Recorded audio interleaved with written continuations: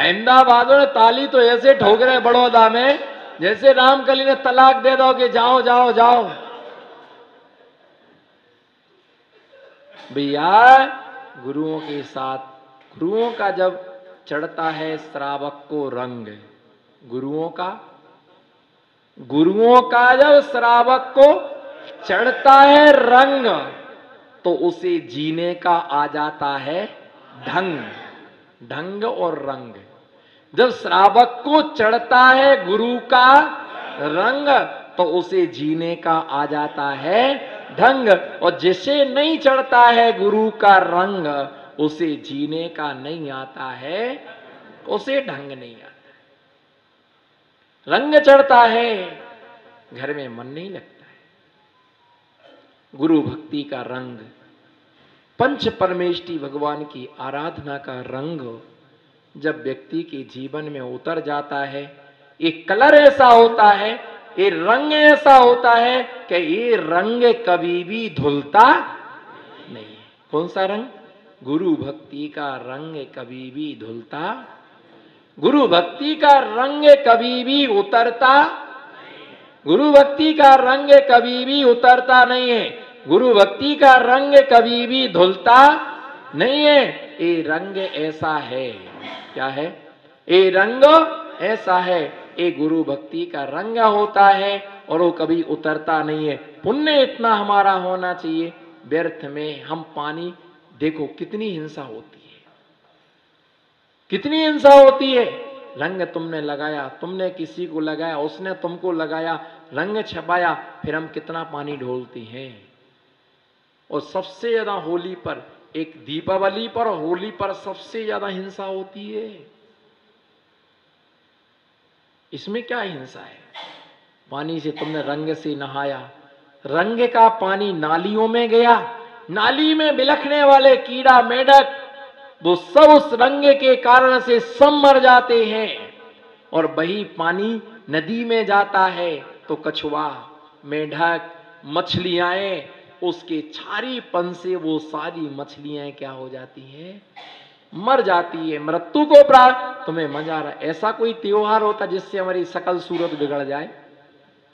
इतना रंग अच्छा, डाकू जैसे लगने लगे, पहचान में नहीं आ रहे। कपड़ा लेकर के रगड़ने बैठे, कपड़ा लेके रगड़ने बैठे, चमड़ी छुल गई पर रंग नहीं उतरो।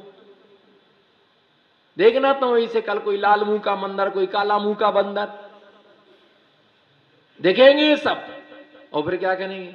होली मत खेलना। क्या करे महाराज, मैं तो नहीं खेल रहा था, पर दोस्त लोग आके माने ही नहीं। कौन नहीं माना? दोस्त लोग आकर के माने नहीं। उन्होंने जबरदस्ती क्या कर दिया? छपा दिया। तो महाराज के पास रहते दिन भर, कौन आता तुमको छपाने को? तुम भी तो आगे आगे हुलहुला रही थी, तुम्हें भी तो हुलहुलाहट पड़ी थी, नहीं? मन में तो था।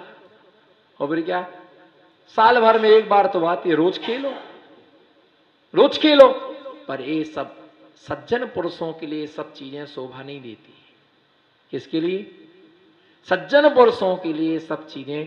कई लोगों के कान खराब हो जाते हैं, कई लोगों के दांत खराब हो जाते हैं, कई लोगों की आंखें खराब हो जाती हैं, स्किन खराब हो जाती है ना। एक बार होली का रंग लगा, सालों सालों तक खाज खुजली की बीमारियां लोगों को होती रहती है। इसलिए आचार्य मां ने बतलाया कि 5 अणुव्रतों का पालन करने वाला व्यक्ति स्वर्ग के लिए प्राप्त करता। यत्तवदारष्ट गुणा दिव्य शरीरम च लभ्यन्ति, दिव्य शरीर को प्राप्त करता। स्वर्गों में रहने वाले को स्वर्ण के भवन रहने को मिलते। किसके भवन? स्वर्ण के भवन रहने को मिलते हैं। उनके कंठ से अमृत झरता है। 8 प्रकार की रिद्धियों से वो क्या होता है? युक्त होता है। कितने प्रकार की रिद्धियों से? 8 प्रकार की रिद्धियों से वो युक्त होता है। और 8 प्रकार की रिद्धियों से जो युक्त होता है, ऐसी 8 प्रकार की रिद्धियों से युक्त होता है। अणिमा, महिमा, लघिमा, गरिमा, प्राप्त, प्रकाम्प, ईशत्व, वशित्व पूजन में आती है। अणीम्नि दक्षा कुशला महीम्नि लगीम्नि सक्ता कितनो गरीमणि मनो बपुष। आदि ये 8 प्रकार की रिद्धियों का वर्णन किसमें है? अणिमा। बिल्कुल छोटा सा शरीर बना करके कमल नाल में प्रवेश कर जाना। किसमें? कमल नाला तो इतना सा ऐसा रहता है। अणिमा इतना छोटा शरीर बना लेना कि कमल नाल में प्रवेश कर जाना। महिमा इतना बड़ा शरीर बना लेना, सुमेरु पर्वत के बराबर महिमा। लघिमा बिल्कुल रुई से भी हल्का शरीर बना लेना। लघिमा, अणिमा, महिमा, लघिमा, गरिमा इतना भारी शरीर, लोहे से भी भारी क्या कर लेना? शरीर बनाना। प्राप्ति, प्राप्ति का मतलब जमीन पर खड़े होकर के सूरज और चंद्रमा को छू लेना, सुमेरु पर्वत को छू लेना। प्राप्त। प्रकाम, जल पर पृथ्वी की तरह चलना, पृथ्वी पर जल की तरह चलना। प्रकाम। ईशत्व, सर्वत्व, ईश पनावना, ईशत्व। वशित्व, वश में करने की शक्ति होना। क्या? अप्रतिघात, पर्वत आदि में प्रवेश कर जाने पर शरीर का खंडित नहीं होना। काम रूपित्व, अनेक प्रकार के रूप बनाना। अदृश्य, हम सबको देखेंगे पर हमें कोई ना देख पाए। ऐसी रिद्धियां मुनियों को भी होती हैं। किसको? मुनि भी रिद्धिधारी होते हैं, पर इस पंचम काल में मुनियों को रिद्धियां नहीं होती। ये रिद्धियां कब होती हैं? चौथे काल में ही रिद्धि। ऐसा आगम का कथन है। किसका कथन है? आगम का कथन है, ऐसा शास्त्रों का कथन है। ये रिद्धियां मुनियों को अभी नहीं होती, देवों को होती है। देव स्वर्ग में रहते तो उनको रिद्धियां, देवों को 8 प्रकार की रिद्धियां होती हैं, पर पंचम काल में ये रिद्धियां नहीं होती। हां, लेकिन ऐसा उल्लेख मिलता है जरूर शास्त्रों में, ऐसा उल्लेख शास्त्रों में मिलता है कि पंचम काल के प्रारंभ में रिद्धियां थीं। आगम की बात को नकारा नहीं जा सकता है, आगम की बात के लिए नकारा नहीं जा सकता है। शास्त्रों में ऐसा उल्लेख है, शास्त्रों में ऐसा उल्लेख है कि आचार्य कुंद स्वामी को चारण रिद्धि थी, चारण रिद्धिधारी थे वो, और वो आकाश से 4 अंगुल ऊपर चलते थे। कितने अंगुल? आचार्य कुंद स्वामी आकाश धरती से 4 अंगुल ऊपर चलते थे। प्रारंभ काल में थी, पर अब धीरे धीरे काल दोष और कलुषता के कारण से उन रिद्धियों का प्रभाव क्या हो गया है? समाप्त हो गया। प्रारंभ में कैसे थी? जैसे क्या रहता है, चतुर्थ काल गया, पंचम काल आया, तो थोड़ा सा क्या रहा? प्रभाव रहा। जैसे मान लो पंखा था, चल रहा था, आपने बंद किया तो एकदम से नहीं रुकता है। क्या होता है? वो धीरे धीरे धीरे धीरे धीरे धीरे धीरे धीरे धीरे धीरे धीरे, अरे बिना लाइट के पंखा चल रहा है। हाँ, तो पहले की उसको अर्थिंग मिली हुई है, और जैसे जैसे वो प्रति समय कम होती जाएगी, उसका प्रभाव कम होता जाएगा, धीरे से क्या हो जाएगा? रुक जाएगा। जैसे महिलाएं क्या करती हैं, जब रोटी बनाती ना, लास्ट लोई रह जाती, लास्ट लोई, तो उसको रोटी को सेंकने के बाद गैस बंद कर देती। क्यों? उस रोटी का क्या होगा? लास्ट वाली रोटी का नहीं सेकेगी वो। कुछ तो बोलो जी। हाँ ना? नहीं सेकेगी, सिक जाएगी। उसी तवा पर डालेंगे, वो तवा अरे बिना गैस की, देखो चमत्कार, अरे बिना आग ही नहीं जल रही, वो बिना उसके तवा पर रोटी सिक रही है, देखो फूल रही रोटी तवे पर। डाल दो फोटो खींच करके व्हाट्सएप पर, बड़ा चमत्कार हो जाएगा। महिलाएं भी चमत्कार करने लगी, बताओ। और जमीन पे रखो तो कुकर की सीटी बच जाएगी। हम बता रहे चमत्कार आपको, पर आप किसी से कहना मत, पहले रोटी का बता देते, फिर दूसरा चमत्कार बताएंगे। तो जो है वो इतना गर्म रहता, वो तवा इतना गर्म रहता कि उस पर रोटी क्या सिक जाती है। फिर धीरे धीरे फिर दूसरी सेको तो आधी कच्ची रह जाएगी, फिर तीसरी सेको तो बिल्कुल कच्ची रह जाएगी, चौथी को फर्क। जैसे कुकर है, सीटी बजाने को क्या होता, कुकर हो गया, उसको उतार लो नीचे, उसमें चम्मच डालने का, उसकी सीटी में चम्मच डालने की, क्योंकि उठाएंगे तो गर्म भाप लगेगी, चम्मच डालने की, व्हाट्सएप पर खींच के डालने का। देखो जमीन पर रखे कुकर में से क्या बज रही है, करम के कल्ला,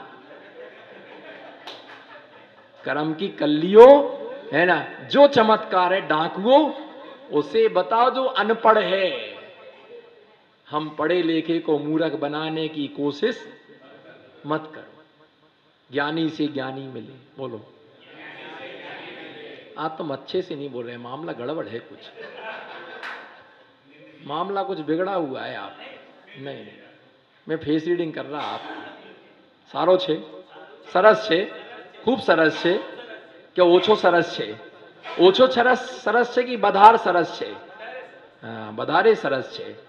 मैं क्या बता रहा था, सीटी, ओ हाँ वो बता ही रहा था, सीटी जो है ना, वो सीटी जो है बजाते ऊपर रख करके चमत्कार हो गया। सुनो, ज्ञानी से ज्ञानी मिले, बोलो ज्ञानी से ज्ञानी मिले, होवे दो दो बातें। जब ज्ञानी से ज्ञानी मिलता है तो ज्ञान की दो दो बातें होती। ज्ञानी से ज्ञानी मिले होवे दो दो बातें, और मूर्ख से मूर्ख मिले होवे दो दो लातें। तो बजी लातों की बात आए कि वो चम्मच से उठा के सीटी बजा दी पीठ। भैया ज्ञानी से ज्ञानी मिले होवे ज्ञान की बात, और मूर्ख से मूर्ख मिले, है ना। ज्ञानी से ज्ञानी मिले दो दो बातें, होवे मूर्ख से मूर्ख मिले दो दो लातें। ज्ञानी से जब ज्ञानी मिलता है तो क्या होता है, ज्ञान की बात होती है। मूर्ख से जब मूर्ख मिलता है तो संसार की बात होती है। इसलिए हमेशा, है ना, व्रतों को पालन करने का पुरुषार्थ करो, धर्म करने की भावना रखो, जिससे पूर्व संचित कर्मों का नाश हो, अभिनव कर्मों का आश्रव ना हो, पूर्वबद्ध कर्मों की निर्जरा हो, हमारी ये अविनाशी आत्मा शाश्वत पद को प्राप्त हो। इसी भावना के साथ मैं इस गाथा से विराम लेता हूँ। एवं पंच परमेष्ठी भगवान की। अणुव्रत धारण करने वालों की महिमा के अंतर्गत बतलाया कि जो भव्य जीव अणुव्रतों के लिए धारण करता है, वह जीव स्वर्ग में अष्टरिद्धियों को धारण करने वाला उत्तम देव होता है। वह अनेक प्रकार के वैभव के लिए प्राप्त करता है। स्वर्ग की समस्त प्रकार के सुखों का वह अनुभव करता है। चिरकाल तक वह देवांगनाओं के साथ में रमता है। चूंकि देव भी स्वर्ग में दो प्रकार के होते हैं,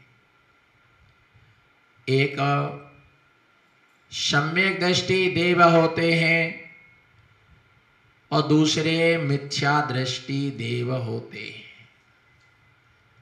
दोनों देवों में अंतर यह है, सम्यक दृष्टि जो देव होता है वह सम्यक पूर्वक देव शास्त्र गुरु की आराधना करता है।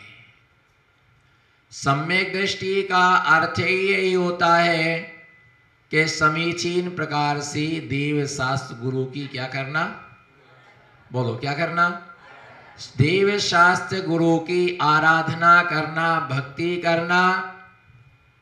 चूंकि वहां पर वैभव में कोई कमी नहीं रहती है। आपके पास तो सिर्फ एक ही कठपुतली है, समझ गए ना, कठपुतली नहीं, आपके पास तो सिर्फ, बोलो ना, आपके पास तो सिर्फ एक ही कठपुतली है। कब सीधे पल्ले में आ जाए और कब उल्टे पल्ले में आ जाए पता ही नहीं चलता है।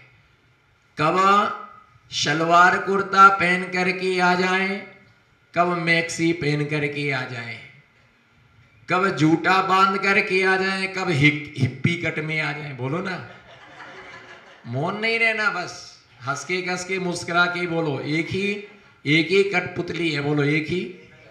जो ना बोले समझना डबल है उसकी। मामला गड़बड़ है, कहीं ना कहीं मन में खोट है। अगर मन में खोट नहीं होती तो निश्चित बोलता कठपुतली, बोलो ना, कठपुतली एक है, पर उसके रूप क्या है, बहुत सारे उसके रूप हैं, अनेक सारे उसके रूप हैं, है एक ही। बोलो है, बोलो ना, है एक ही है ना, है एक ही। पर कब कौन से भेष में आ जाए उसको पहचान पाना भी, बोलो ना, उसको पहचान पाना भी, शमीर भाई बोलो, उसको पहचान पाना भी मुश्किल है ना।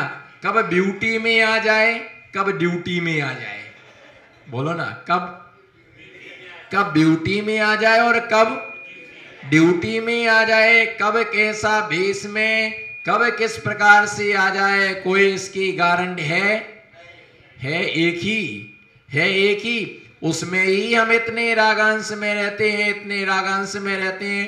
कब बाल को बांध के आ जाए, कब खुला लेके आ जाए, कब पीछे लेके आए, कब आगे लेके आए, ये हमारे संसार की दशा है। परंतु स्वर्ग में रहने वाले देवता जो होते हैं, उनकी अप्सराएं जो होती हैं, है ना, देवांगना होती हैं, वो लाखों रूप बनाती हैं। कितने रूप बनाती हैं? किसके बल पर? वो अपने विक्रिया के बल पर। किसके बल पर? वो अपने विक्रिया के बल पर लाखों करोड़ों रूप बनाते हैं। परंतु सम्यक दृष्टि देव के पंचाणुव्रत निधियो निरंती क्रमेणे फलंती सुरलोका यत्तेवदारष्ट गुणम दिव्य शरीरम च लभ्यन्ते। वो हजारों लाखों रूप बनाते हैं, उसके बाद में भी मालूम इतने सारे वो रूप बनाते हैं, उसके बाद में वो सम्यक दृष्टि देव उन देवांगनाओं के लिए समझाता। हमारे शब्दों पर ध्यान दें, बड़ौदा की चैतन्य आत्माओं, है ना, वो उस शब्दों पर ध्यान दें। आपकी वो देव होता है, वो देवता के लिए वो सारी देवांगनाएं घेरने का पुरुषार्थ करती हैं। क्या करने का? बोलो, क्या करने का? आप लोगों का काम ही आदमियों को घेरने का। वो हम जैसे कोई पुण्यशाली बचे हैं कि जो आपके घेरे में नहीं आए। इनकी किस्मतें खराब थी जो इनके घेरे में आ गए और आज तक घेरा में है, घेरा से बाहर नहीं निकल पाते। कई बार बोलते मंदिर आते हैं, भैया बैठो बैठो ना, आप बैठो, प्रवचन में बैठो, भैया वृत्ति में बैठो, स्वाध्याय, महाराज जी छोड़ के आता हूं। बोलो ना, महाराज जी छोड़ के आता। बोलो, बोलो मदन जी, छोड़ के, हाथ तो उठाओ, छोड़ के आता हूं। हाथ नहीं उठते? हाथ उठा, ऐसे नहीं उठाना, बिजली के खंभे खड़े नहीं करना है, कोई चुनाव वोट देने नहीं आया। बोलो महाराज जी छोड़ के आता हूं। बोलो, छोड़ के किसको? बोलो ना, आप दुखी क्यों हो रहे? बताओ, कई लोगों की शक्लें उतर गई। यही है कि जब सकल बांग्यमय का सत्य कथन होता है तो लोगों की शक्लें उतर जाती हैं। लोग सुनकर के आनंदित होते कि सकल द्वादशांग की वाणी कर रही है। क्या बोलते हो? बोलो भाई जी, नमो सिद्धार्थम।